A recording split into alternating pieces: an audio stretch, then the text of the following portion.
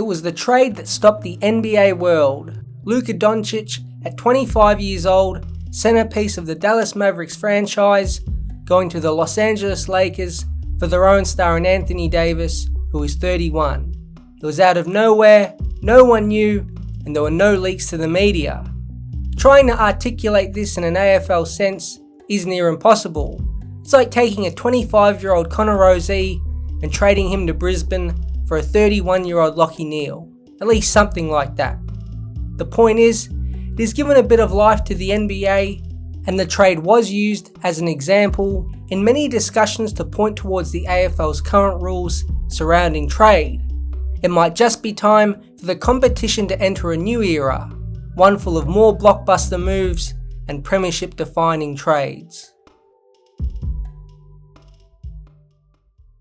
Lachie Neale to Brisbane changed the Lions' fortunes, Isaac Rankin to Adelaide gave them a forward half spark, and now Dan Houston to Collingwood might lead them to another premiership run. But all of these examples were either players out of contract or players that agreed or wanted to be traded. The big deal with the Doncic and Davis trade from our perspective was that neither player knew anything about it. It was a trade that did not need consent to go through, and this is the starting point of everything in the AFL. It is the number one sticking point that, if unstuck, will unlock all the layers of new trading possibilities. Right now, the players, and more critically their managers, simply control the clubs, not the other way round. For example, let's say St Kilda, who just signed Max King to a new contract until 2032, don't feel like they are getting bang for their buck. At the end of the 2025 season, they let clubs know he is up for grabs, and Melbourne, who could use some key forward power, decide to give a 2025 and 2026 first round pick. Surface level, this seems fine, but Max King in our current trading landscape has the final say, and he can veto the move and nothing eventuates. However, on the other side of things, Keziah Pickett, who is heavily linked with Fremantle, can say at the end of this year, Melbourne, please trade me out to Fremantle. Pickett is contracted until 2027. 10 times, he will get his wish and go to the exact club of his choice. Bailey Smith, who is out of contract, got to pick Geelong as his destination. Dan Houston easily exited Port Adelaide while contracted. Tom Barrass was able to pick Hawthorn, and Alex Neil-Bullen chose the Crows, and the list goes on. The point is, our players and managers have so much power, but one signed document allowing contracted players to move without consent would blow everything up and leave these power-hungry managers dumbfounded and no longer with their shackles around clubs. We'll get to the details later on, but there are some instant positives. The clubs would be in command. Underperforming players under contracts can be shipped off easier.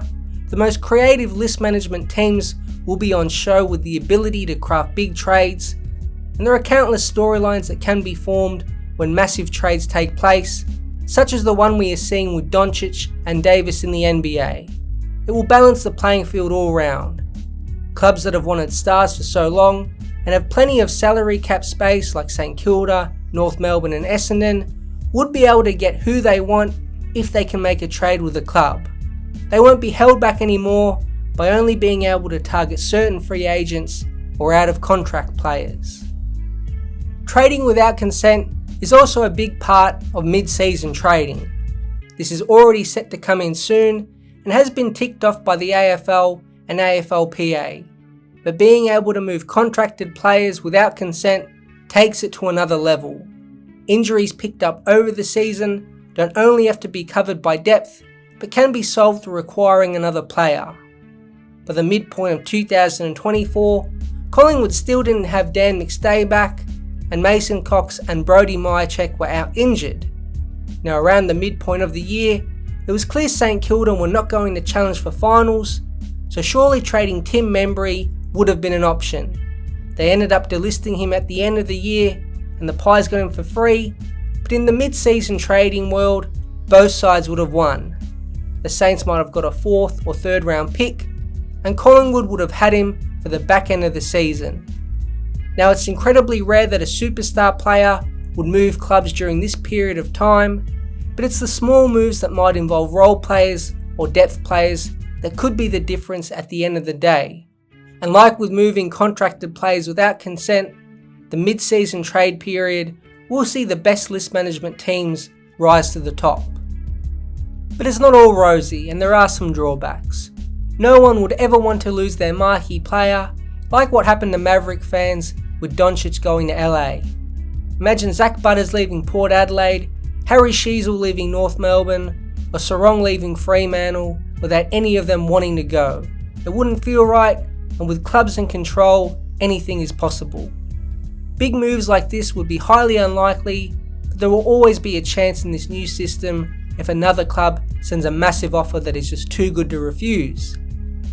The next issue is, what if the contracted player doesn't want to go at all? Interstate moves, especially those mid-season, may be difficult for some and could leave the traded player disillusioned at their new club. Is it possible some will sit out? It's hard to know. And the last asterisk is with the mid-season trading. Some believe you set your list up before the year, and they are the cards you have dealt to yourself. Didn't have a backup forward, bad list management, and all your key backs are down, well, that's plain bad luck. But we can fantasize about this all we want. Are all of these things possible? Well, yes. Trading contracted players is something clubs want, and the AFL has looked at it. Andrew Dillon 2 years ago said this to the media. When we've been in discussions with clubs, it's always about, can you balance the economics of how trades work? And we look at less like trading without consent and more that clubs can lead trades. Now, it's one that the AFL-PA has pushed back on, and what we're looking at is whether we can add another alternative form for players to move around. Since this, not much else has been revealed. Clearly, the only way to get this up and running is by bracketing players. For example, the only way you can be traded without consent is to be earning at least $700,000 per year, be contracted for at least 3 seasons, and etc, etc. And that's fair enough to start with. It means contracted player movement will be minimal at the start, and it won't force lower income players to shift cross country with potentially a large family and all the pressures that can come with that. But for those earning great money on medium to long term deals, it makes sense. Trading contracted players without consent is possible, and is not a long-reaching concept anymore, especially with the median yearly pay increasing rapidly. So when could we see trading with no consent? Well, soon. Let's get the mid-season trade period up and running first, which still seems a year or two away. That's the base. Then it's trying to defeat the evil empire of the player managers. They will have a big say with the AFL-PA, and again the managers will lose significant power if consent is no longer needed.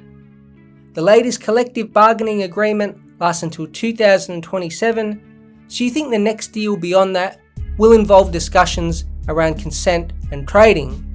A bigger percentage of the profit pie for the players might be enough to get it done, and pair that with a slow introduction by using brackets that limit only medium to high earners getting moved initially. That seems pretty fair all around. Players can always negotiate no trade clauses in their contracts if they want, and again the parameters will be tight early.